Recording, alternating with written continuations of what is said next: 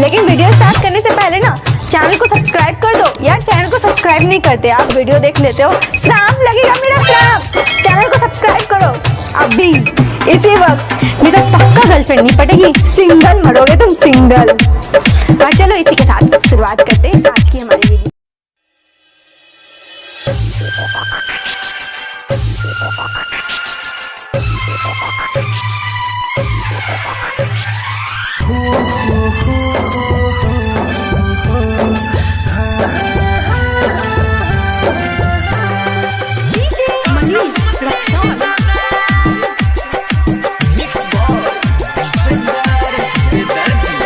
प्यारे हम करीले जान तुझसे, प्यारे हम करीले जान तुझसे, जनों से ज्यादा खाके कसम तू कह कर हमसे वादा।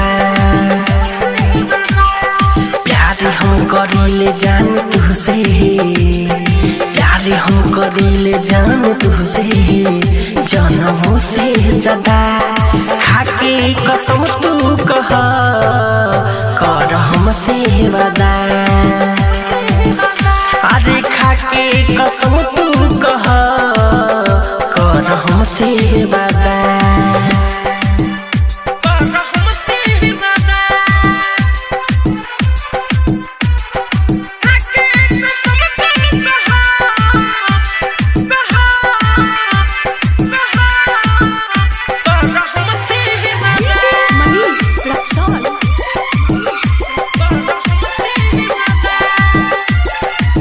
तोहरा बिना कैसे हम जी पाइब हो,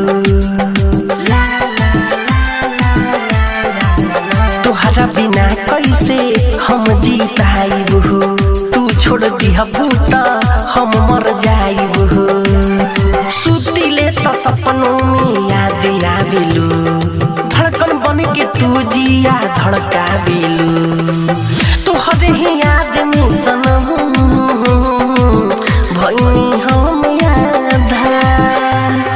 प्यारे हम करीले जान तुझसे, प्यारे हम करीले जान तुझसे, जनों से ज्यादा खाके कसम तू कह कर हमसे वादा। अरे खाके कसम तू कह कर हमसे वादा।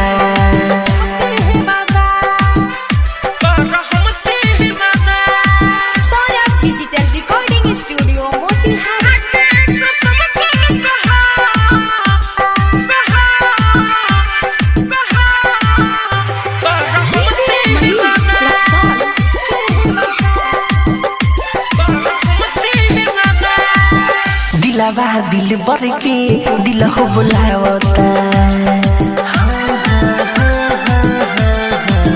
दिलवा दिल बर के दिल हो बुलावता। बन के दीवाना गीत मिठुआ हो गावता। पास रहबू तो जीले हब हम, नहीं तो जहरिया के पीले हब हम। प्यारे और निखरेला आवे जितनी बाधा। प्यारे हम करीले जान तुझसे, प्यारे हम करीले जान तुझसे, जनों से ज्यादा खाके कसम तू कह कर हमसे वादा।